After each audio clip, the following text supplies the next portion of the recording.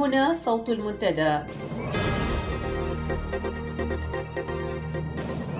صوت المنتدى بث إذاعي يأتيكم يومي الأربعاء والسبت من كل أسبوع، ومن الساعة 8 إلى 9 مساء أيام الأربعاء، ومن 9 إلى 10 مساء أيام السبت بتوقيت إريتريا. صوت المنتدى على الموجة القصيرة 15245 كيلو هرتز أو 19 متر باند، وعلى مدى 24 ساعة على القمر الصناعي النايلسات على 8 درجات غرباً وعلى تردد 11678 بالاستقطاب الرأسي. صوت المنتدى إعلام مستقل وحوار وطني بناء. صوت المنتدى.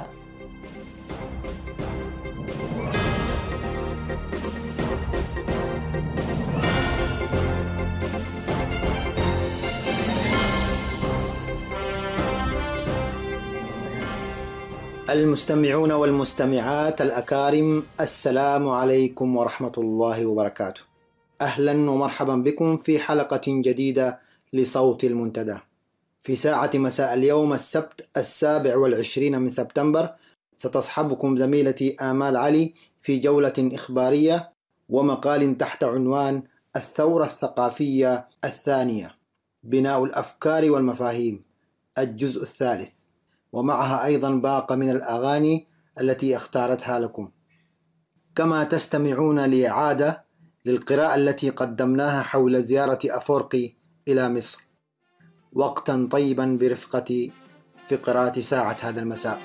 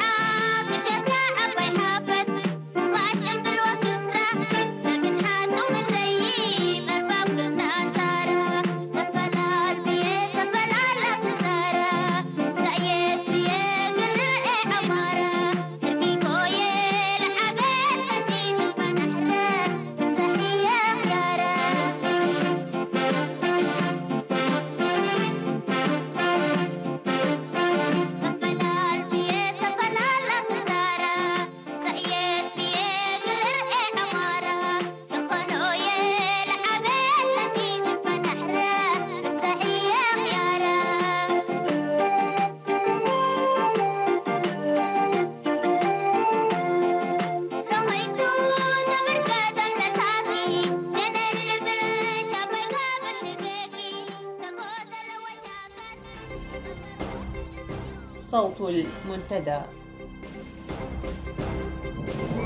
في نشرة هذا المساء، الاتحاد الأوروبي يبدي قلقه إزاء حالة حقوق الإنسان في إريتريا. وشيلا كيثاروس تلتقي بضحايا انتهاكات حقوق الإنسان في إيطاليا. الأخبار بالتفصيل. أعرب الاتحاد الأوروبي عن قلقه إزاء استمرار انتهاكات حقوق الإنسان في إريتريا، وخاصة الاعتقال التعسفي وانعدام الحرية الدينية وحرية التعبير. وقالت الكتلة الأوروبية في بيان لها: لا نزال نشعر بقلق عميق بشأن دولة إريتريا التي لا تزال تنتهك التزاماتها الدولية والمحلية فيما يتعلق بحقوق الإنسان. وأعرب الاتحاد الأوروبي عن قلقه بشكل خاص بشأن استمرار احتجاز من غير اتهام أو محاكمة أو دفاع ل11 من السياسيين البارزين، بينهم 3 وزراء سابقين منذ سبتمبر عام 2001. وأعربت الكتلة أيضا عن مخاوفها بشأن استمرار اعتقال عشرات الصحفيين المستقلين، بما في ذلك الإريتري من أصل سويدي داويد إسحاق منذ 23 من سبتمبر من عام 2001 دون توجيه أي اتهامات أو محاكمات له.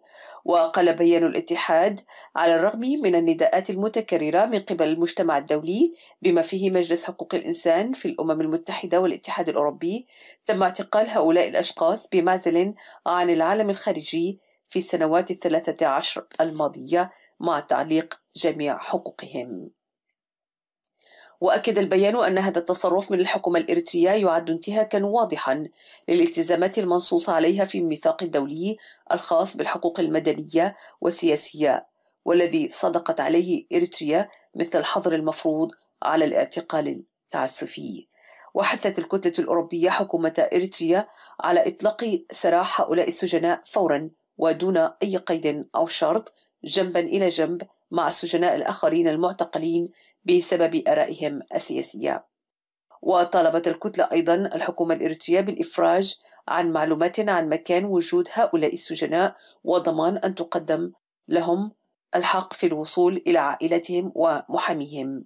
علاوة على ذلك، دعا الاتحاد الأوروبي الحكومة الإريترية الوفاء بالتزاماتها الدولية في مجال حقوق الإنسان وعلى وجه السرعة لتحسين حالة حقوق الإنسان.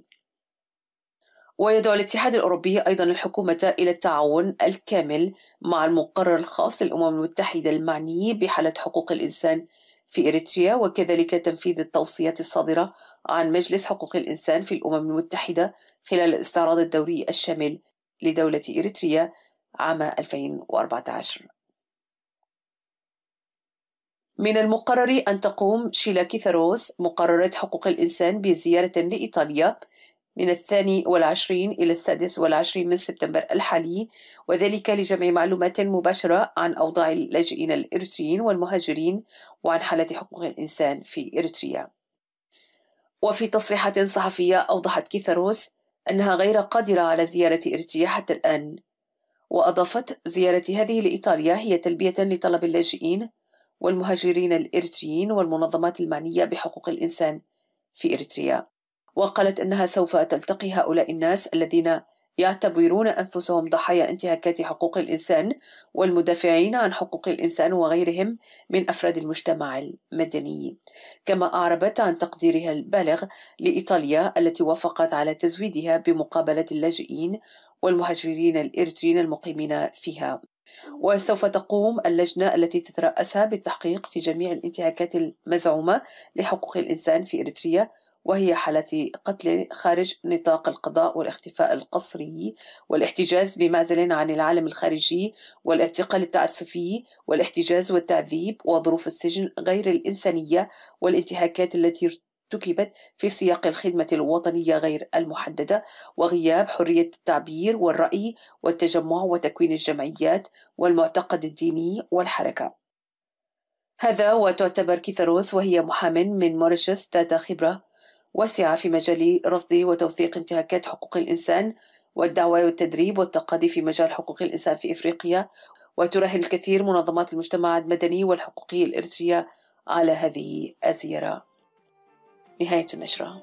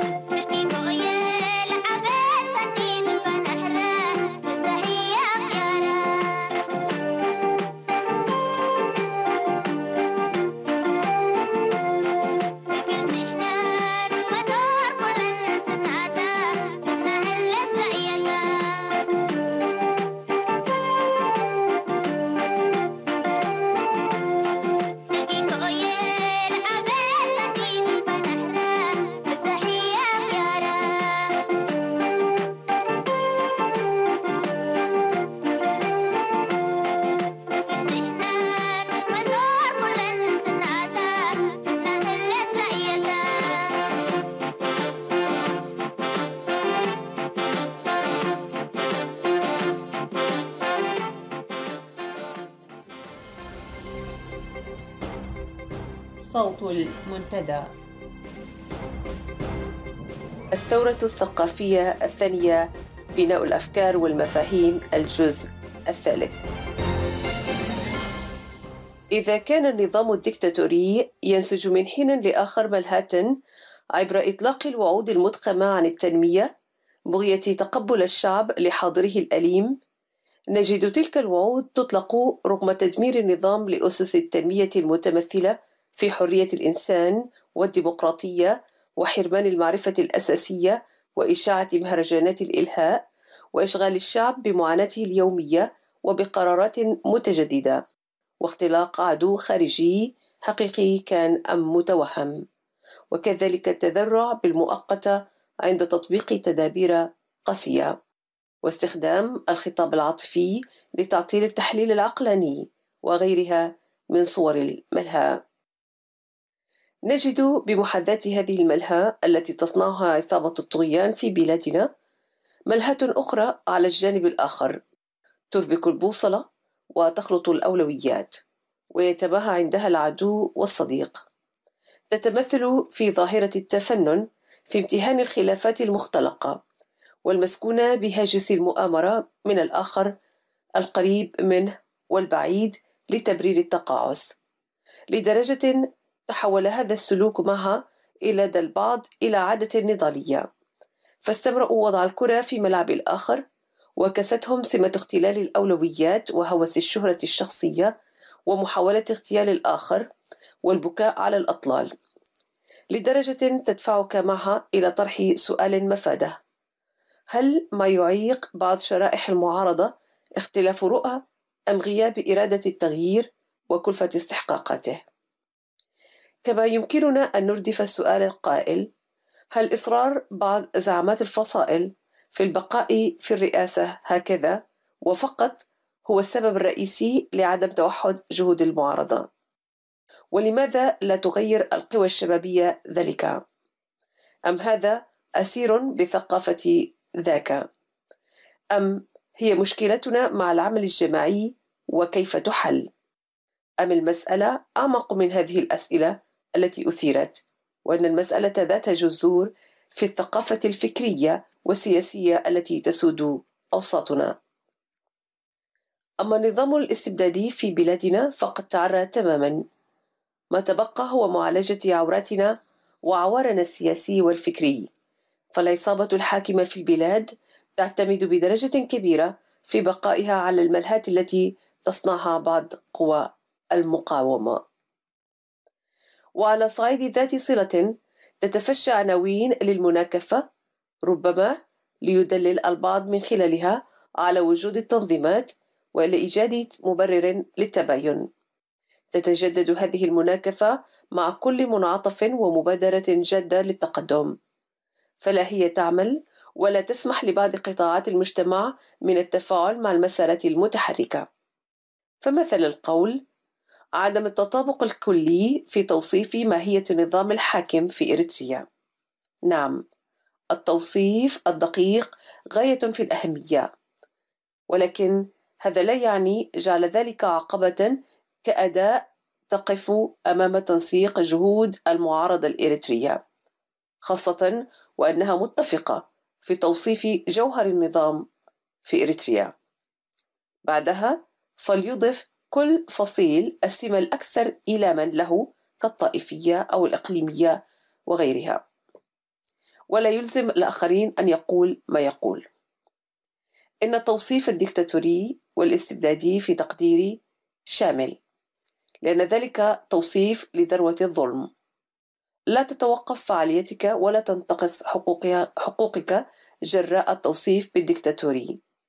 حضورك الفاعل دوما هو الضمان والفيصل. هكذا عناوين غدت ملهى ومشاجب للهرب عن التحدي الحقيقي، ألا وهو عدم القدرة على مواجهة القصور الذاتي، وعدم القدرة على العمل المنظم واستحقاقاته من تضحيات. فمكمن العلة هو عدم القدرة على معالجة العيوب وليس القصور في توصيف النظام الحاكم.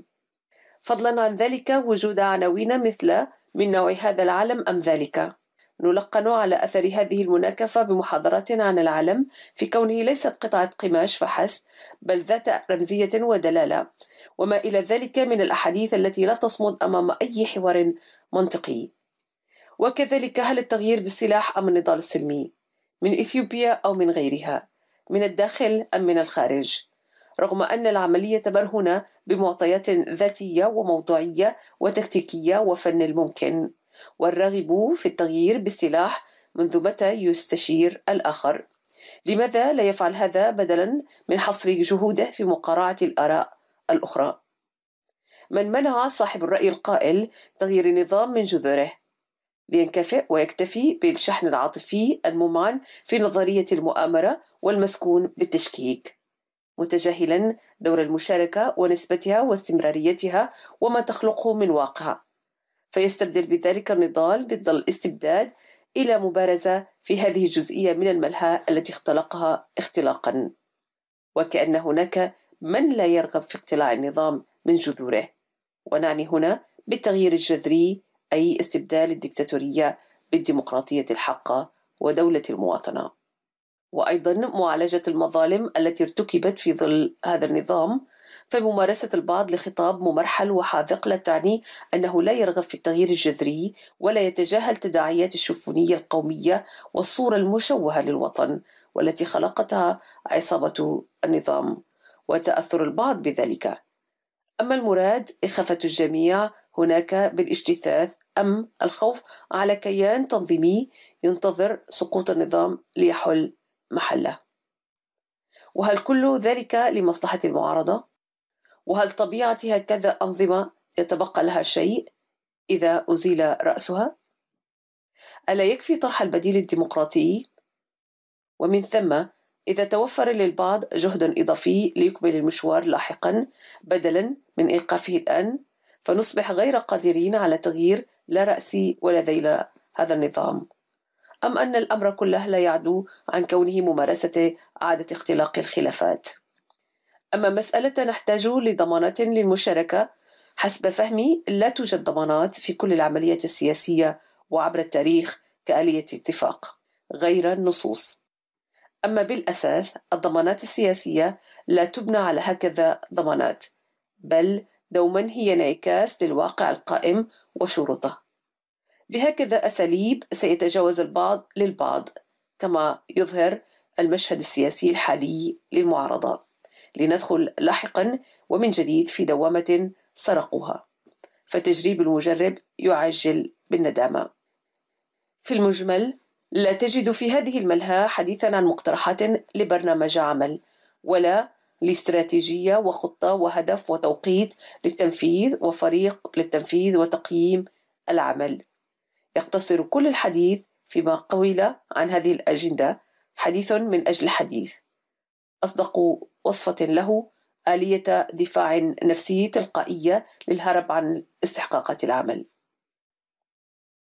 لا نتجاهل التباينات الناجمة عن أجواء التجارب الإريترية المريرة والمتعددة في السابق، والتي خلقت أجواء من عدم الثقة والتي لم يتجاوزها حتى الآن، لغياب فعل حقيقي مشترك يتجاوز الانشغال بمسائل خلافية ومحاولة تعرية غير موفقة لسياسات النظام إلى صناعة القوة بتنظيم الجماهير وتفعيل العناصر الثقافية والاقتصادية والإعلامية والقانونية والبحوث والتدريب والتأهيل والمنظمات والجمعيات المتخصصة. وفي تصوري لن يتم تجاوز بيئة عدم الثقة عبر عقد العديد من المؤتمرات الدورية للمحاصصات، بل بالخوض معا في التحدي المشترك بعد الاتفاق على برنامج حد أدنى. فالغلو في الاختلافات المختلقة وعدم الاختراق لإيجاد الحلول هو ما يحيل الأمر إلى ملهى تتصدر أولويات اهتمام بعض المعارضة، فالتباينات الثانوية ما كان لها أن تصمد أمام إرادة حقيقية تسعى للتغيير وتكتوي سويا بكلفته. ثقافتنا عليها تشجيع المبادرات والنجاحات لأفراد مجتمعنا في دروب العلم كافة دون تضخيم ومغالاة، وممارسة النقد بهدف التقويم والتطوير لا التثبيط والاغتيال. وفي كلا الحالتين حتى لا نقتل المبادرة والمبادر، فما زلنا كمجتمع بأول الطريق، وبحث سبل الارتقاء عبر المنافسة الشريفة والنزيهة دون الانتقاص من جهد الآخر، وتبني مسالك الغيرة البناءة للهدامة، والتعرف على من أصبحت غايتهم التمحور حول ذواتهم الفردية عبر إجادتهم فن تسويقها ضمن الشعارات الوطنية العامة، والحكم على الفكرة أو الرأي دون أحكام سلبية مسبقة عنها أو عن قائلها. نجاحنا الحقيقي يعتمد على بناء قدراتنا وليس على هدم بناء الآخر أو على حسابه. والحقيقة التي لا يعيرها الكثير منا الاهتمام وتدخلنا في متاهات لا نهاية لها هي عدم الحديث بلغة نسبية بمعنى الصحيح والأصح، فيتطرق أحدنا لأحد الأسباب لنجاح أو إخفاق موضوع معين، قد لا يكون مخطئ في اختياره للعامل والسبب، لكنه مخطئ في ترتيب نسبة تأثير هذا العامل والسبب. وعلى خلفية ذلك نجد ذاكرة المعلومات الإريترية مليئة بتفسيرات غير دقيقة لأحداث عدة، وهذا التفسير غير الدقيق يؤدي إلى بحث المعالجات في غير دروبها. الدين في حد ذاته هو الحق المطلق، وما نفهمه عن الدين هو حقيقة نسبية، وإن الخلط بين الأمرين هو ما يؤدي لتفريخ توجهات متطرفة، باعتقاد الجهات المتطرفة أن ما فهمته عن الدين هو المطلق والحق. قضيتنا سياسية بدرجة أساسية، وثقافتنا الإريترية في عمقها الراسخ تعايشية وحكيمة. لا ينبغي أن نسمح لسياسات العصابة الحاكمة في إريتريا أن تحرفها بدفعها للبعض كي يصبح صدى لها، فيجاهر بالوعيد والعداء مستنفرا الآخر القريب والبعيد، ويمارس الشحن الطائفي والهوياتي، وينخرط في الحمى الإقليمية التي تعم المنطقة. كما ينبغي أن نتعلم كيف نسوق أنفسنا، خاصة وأننا أصحاب قضية عادلة في مطالبتنا بدولة المواطنة والقانون. علينا بأنسنة الأهداف والمطالب الموضوعية، عندها سنهزم خطط الاستبداد وسننتصر للإنسان الإريتري. التأكيد على أهمية الثقة المطلقة بالانتصار والتوقف كليا عن إشباع المعارضة باللائمة، بل العمل على تقويمها في ميدان الحضور والعمل وإخراجها من التكلس فكرا وقيادة، وإذا تعذر ذلك تجاوزها بإيجاد البديل عوضا عن تكرار ذات الأحكام المحبطة مطلع كل فجر ولسنوات طويلة، داعمين بذلك الحرب النفسية لآلة النظام. يحضرني هنا رأي كان سائدا بدرجة كبيرة في نهاية الثمانينات، والقائل إن فصائل الثورة الإريترية غير قادرة على طرد المحتل الإثيوبي إلا بتوحدها، ولكن جاء التحرير دون تحقق هذه النبوءة. اليوم أيضا نقول أن التغيير لا يستجدي ولا ينتظر أحد، فالمستقبل لمن يعمل له الآن. والثورة الثقافية الثانية ببناء الأفكار والمفاهيم بدأت عجلاتها تسير بانتظام. بقلم محمد علي موسى.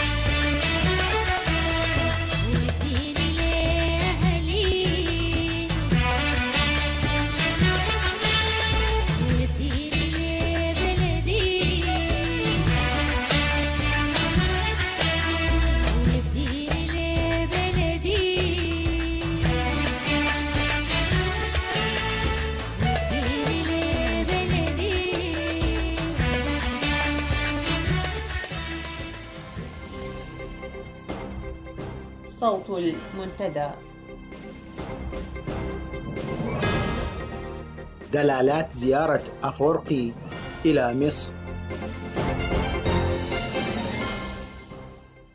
اعتبر المهتمون بالشأن الإريتري زيارة الرئيس أفورقي السريعة لمصر في 8 سبتمبر الجاري، والتي رافقه فيها وزير الشؤون الخارجية عثمان صالح ومسؤول الشؤون السياسية بالجبهة الشعبية يماني قبرآب، مهندس السياسات الخارجية والمقرب جدا من الرئيس هذه الأيام، وسكرتير الرئيس ومبعوثه الخاص الأمين حسن الأمين، رجل المهمات السرية والخاصة الذي كان حمال الرسائل بين إريتريا وكل من إيران وقطر وليبيا القذافي.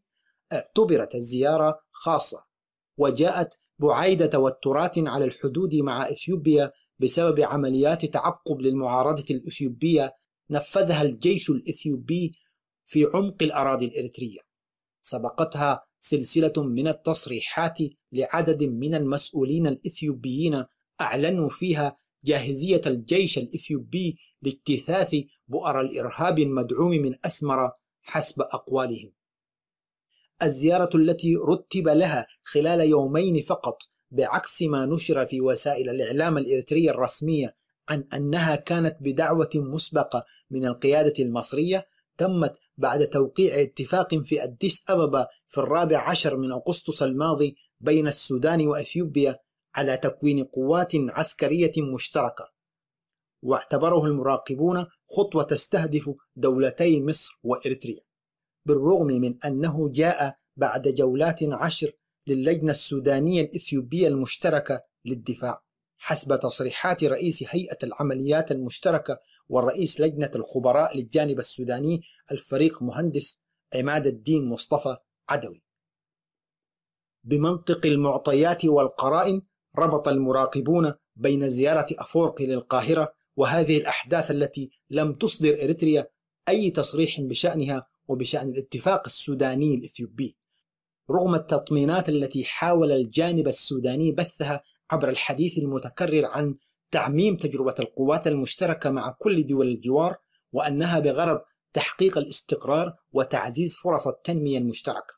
فعلاقات مصر مع السودان جامدة، إذ تتهم القاهرة جارتها الخرطوم بدعم جماعات الإخوان المسلمين الذين تعتبرهم مصر جماعات إرهابية، بينما علاقة مصر متوترة مع إثيوبيا منذ إقدام الأخيرة على بناء سد النهضة. وتوجد تخوفات إثيوبية من أن تقوم مصر بدعم الفصائل الإثيوبية المعارضة المنطلقة من إريتريا، وهي تعلم يقينا أن للنظام الإريتري خبرات عالية في عمليات الحرب بالوكالة وفتح جبهات متعددة عبر تجربتها في الصومال ومنطقة البحيرات والسودان وفي إثيوبيا ذاتها. كانت تلك هي الأجواء التي سبقت الزيارة أو دفعت إليها. أما ما تم في الزيارة نفسها في لقاءات السيسي وإسياس فقد شمل نقاط عدة، منها تطوير الأداء والتعاون المشترك فيما يتصل بأمن البحر الأحمر وإيجاد سبل للحد من أنشطة تهريب البشر وتقنين وجود المهاجرين، واستئناف الاتفاقيات الموقعة في أواخر حكم الرئيس الأسبق حسني مبارك، والخاصة بمصائد الأسماك والزراعة والاستفادة من مصادر المياه والتعدين. كما اتفق على أن تقوم مصر بتنقية وتطوير القوات الجوية الإريترية وأن تنقل خبراتها في مجالات التصنيع الحربي.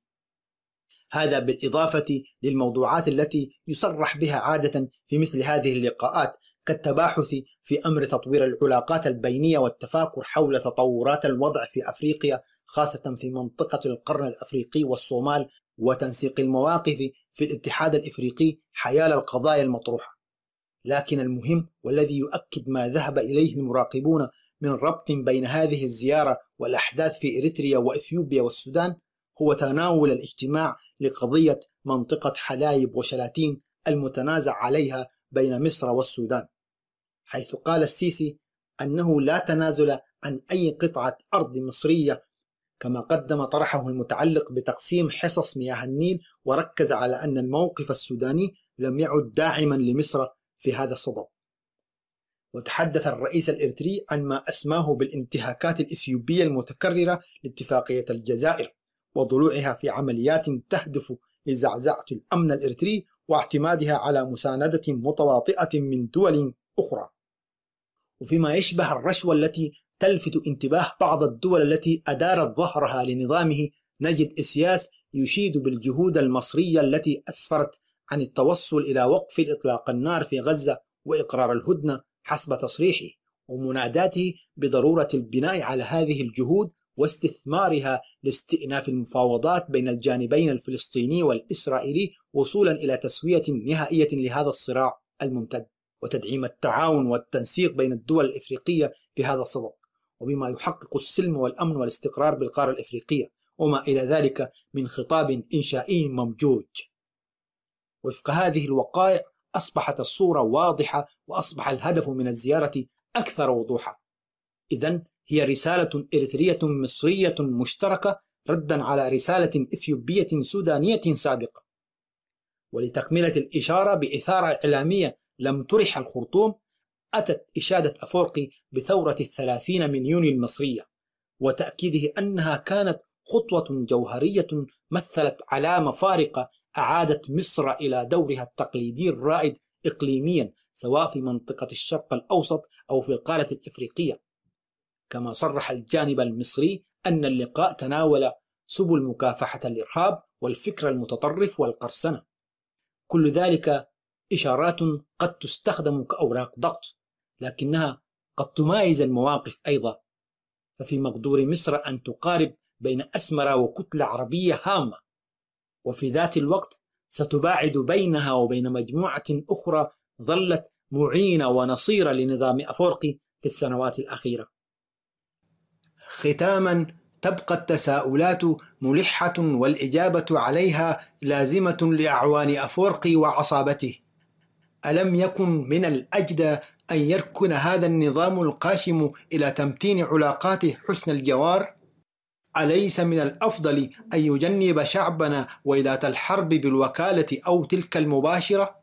ألم يكن الرجوع إلى جادة الصواب أكثر فائدة من أن يرمي نفسه ونظامه ومواقفه في عرض سوق بيع المواقف والمساندات المدفوعة الأجر؟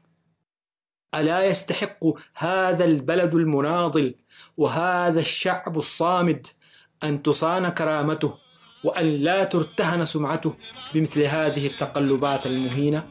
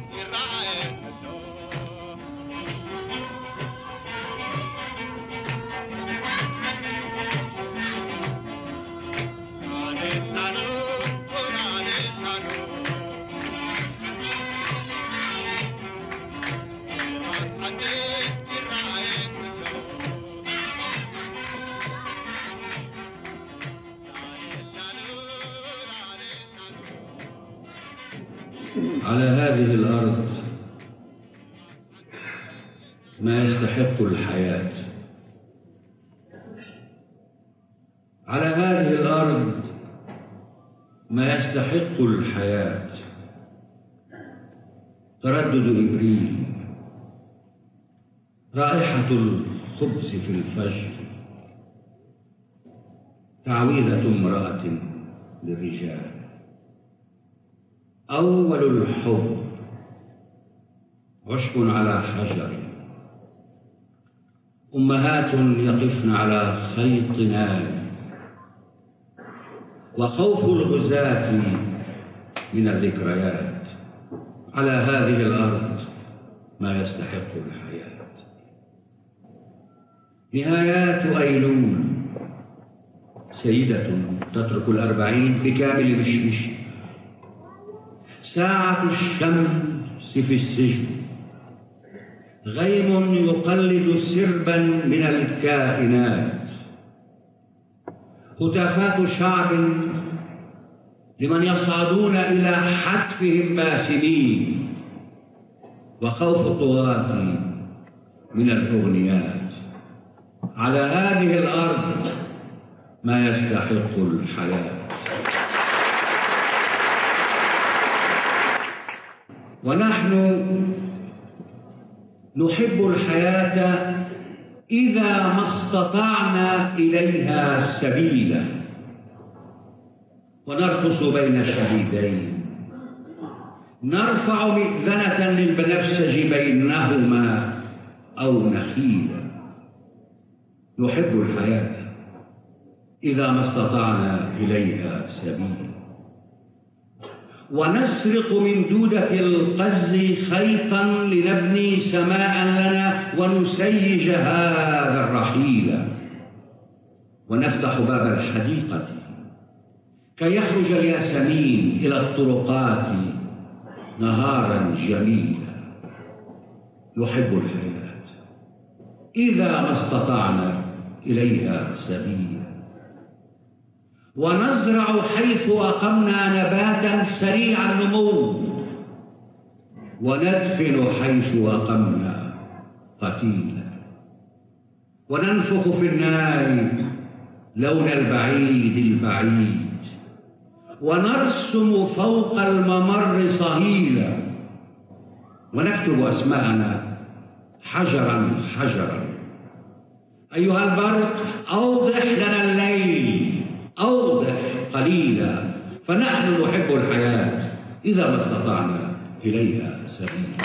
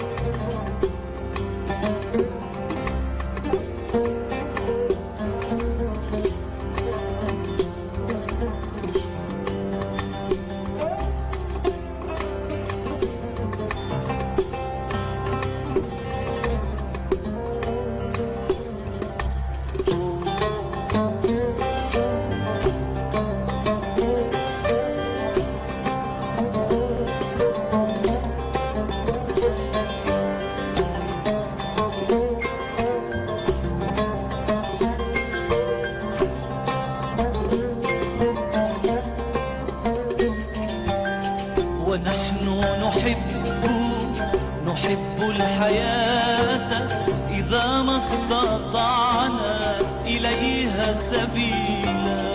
ونحن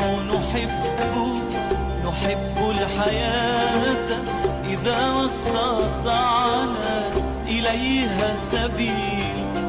ونحن نحب الحياة إذا ما استطعنا إليها سبيلا.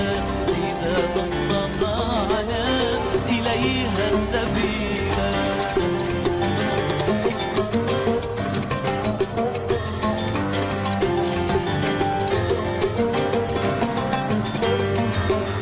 ونرقص بين شهيدين.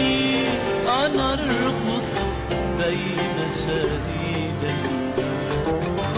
نرقص بين شهيدين. نرقص بين شهيدين. ونرقص بين شهيدين. ونرقص بين شهيدين. ونرقص بين شهيدين.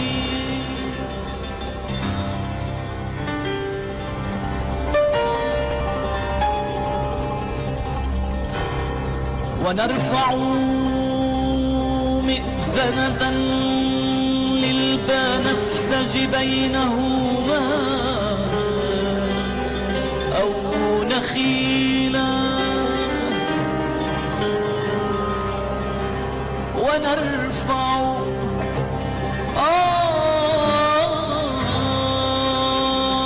مئذنة للبنفسج بينهما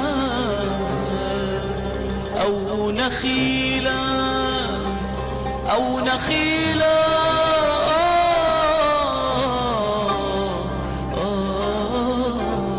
نخيلا. ونحن نحب الحياة إذا ما استطعنا إليها سبيلا. إذا ما استطعنا إليها سبيلا.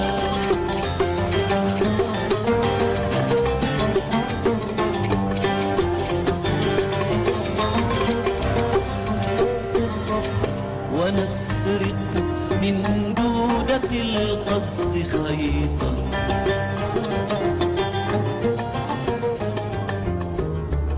لنبني سماء لنا ونسيج هذا الرحيم. لنبني سماء لنا ونسيج هذا الرحيم. ونفتح باب الحديقة كي يخرج الياسمين إلى الطرقات نهارا جميلا. نهارا جميلا. جميلا جميلا. نهارا جميلا. جميلا جميلا.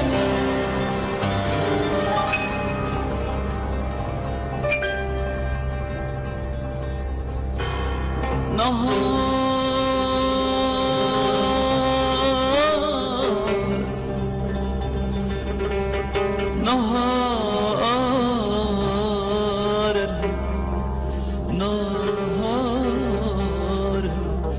جميلا.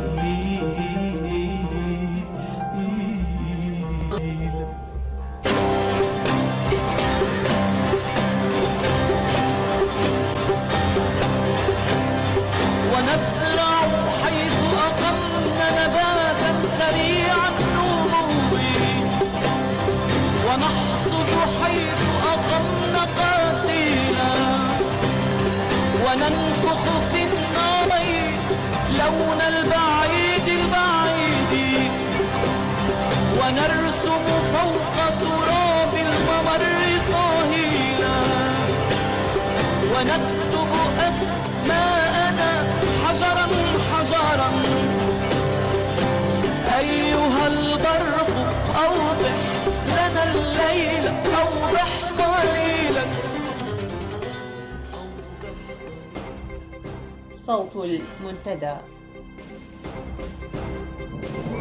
في نشرة هذا المساء، الاتحاد الأوروبي يبدي قلقه إزاء حالة حقوق الإنسان في إريتريا، وشيلا كيثاروس تلتقي بضحايا انتهاكات حقوق الإنسان في إيطاليا. الأخبار بالتفصيل. أعرب الاتحاد الأوروبي عن قلقه إزاء استمرار انتهاكات حقوق الإنسان في إريتريا، وخاصة الاعتقال التعسفي وانعدام الحرية الدينية وحرية التعبير. وقالت الكتلة الأوروبية في بيان لها: لا نزال نشعر بقلق عميق بشأن دولة إريتريا التي لا تزال تنتهك التزاماتها الدولية والمحلية فيما يتعلق بحقوق الإنسان. وأعرب الاتحاد الأوروبي عن قلقه بشكل خاص بشأن استمرار احتجاز من غير اتهام أو محاكمة أو دفاع ل11 من السياسيين البارزين، بينهم 3 وزراء سابقين منذ سبتمبر عام 2001. وأعربت الكتلة أيضا عن مخاوفها بشأن استمرار اعتقال عشرات الصحفيين المستقلين، بما في ذلك الإريتري من أصل سويدي داويد إسحاق منذ 23 من سبتمبر من عام 2001 دون توجيه أي اتهامات أو محاكمات له. وقال بيان الاتحاد: على الرغم من النداءات المتكررة من قبل المجتمع الدولي بما فيه مجلس حقوق الإنسان في الأمم المتحدة والاتحاد الأوروبي، تم اعتقال هؤلاء الأشخاص بمعزل عن العالم الخارجي في السنوات 13 الماضية مع تعليق جميع حقوقهم. وأكد البيان أن هذا التصرف من الحكومة الإريترية يعد انتهاكا واضحا للالتزامات المنصوص عليها في الميثاق الدولي الخاص بالحقوق المدنية والسياسية، والذي صدقت عليه إريتريا، مثل الحظر المفروض على الاعتقال التعسفي. وحثت الكتلة الأوروبية حكومة إريتريا على إطلاق سراح هؤلاء السجناء فورا ودون أي قيد أو شرط، جنبا إلى جنب مع السجناء الآخرين المعتقلين بسبب آرائهم السياسية. وطالبت الكتلة أيضا الحكومة الإريترية بالإفراج عن معلومات عن مكان وجود هؤلاء السجناء، وضمان أن تقدم لهم الحق في الوصول إلى عائلتهم ومحاميهم. علاوة على ذلك، دعا الاتحاد الأوروبي الحكومة الإريترية الوفاء بالتزاماتها الدولية في مجال حقوق الإنسان وعلى وجه السرعة لتحسين حالة حقوق الإنسان. ويدعو الاتحاد الأوروبي أيضا الحكومة إلى التعاون الكامل مع المقرر الخاص للأمم المتحدة المعني بحالة حقوق الإنسان في إريتريا، وكذلك تنفيذ التوصيات الصادرة عن مجلس حقوق الإنسان في الأمم المتحدة خلال الاستعراض الدوري الشامل لدولة إريتريا عام 2014. من المقرر أن تقوم شيلا كيثاروس مقررة حقوق الإنسان بزيارة لإيطاليا من 22 إلى 26 من سبتمبر الحالي، وذلك لجمع معلومات مباشرة عن أوضاع اللاجئين الإريتريين والمهاجرين وعن حالة حقوق الإنسان في إريتريا. وفي تصريحات صحفية أوضحت كيثاروس أنها غير قادرة على زيارة إريتريا حتى الآن، وأضافت: زيارة هذه لإيطاليا هي تلبية لطلب اللاجئين والمهاجرين الإريتريين والمنظمات المعنية بحقوق الإنسان في إريتريا. وقالت أنها سوف تلتقي هؤلاء الناس الذين يعتبرون أنفسهم ضحايا انتهاكات حقوق الإنسان والمدافعين عن حقوق الإنسان وغيرهم من أفراد المجتمع المدني. كما أعربت عن تقديرها البالغ لإيطاليا التي وافقت على تزويدها بمقابلة اللاجئين والمهاجرين الإريتريين المقيمين فيها. وسوف تقوم اللجنة التي تترأسها بالتحقيق في جميع الانتهاكات المزعومة لحقوق الإنسان في إريتريا، وهي حالة قتل خارج نطاق القضاء والاختفاء القسري والاحتجاز بمعزل عن العالم الخارجي والاعتقال التعسفي والاحتجاز والتعذيب وظروف السجن غير الإنسانية والانتهاكات التي ارتكبت في سياق الخدمة الوطنية غير المحددة وغياب حرية التعبير والرأي والتجمع وتكوين الجمعيات والمعتقد الديني والحركة.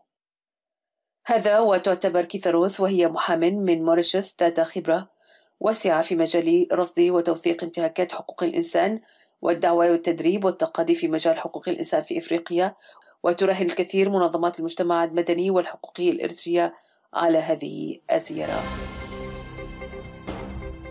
صوت المنتدى.